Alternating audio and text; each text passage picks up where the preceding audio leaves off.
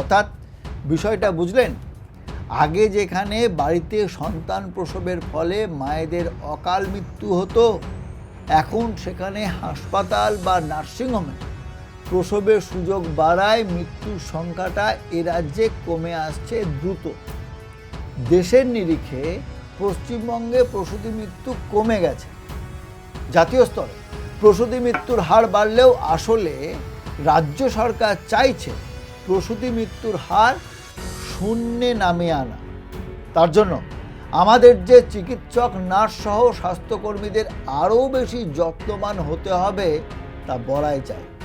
একসময় কবি সুকান্ত বলেছিলেন, এই বিশ্বকে এ শিশুর বাসযোগ্য করে যাব আমি, নবজাতকের কাছে এ আমার দৃঢ় অঙ্গীকার।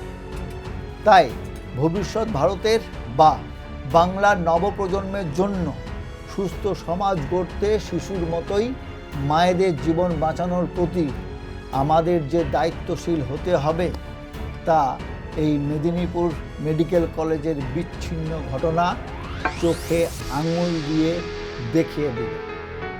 সিআইডি তদন্তের পর রাজ্য সরকার চাইছে দোষীদের বিরুদ্ধে কড়া পদক্ষেপ করতে।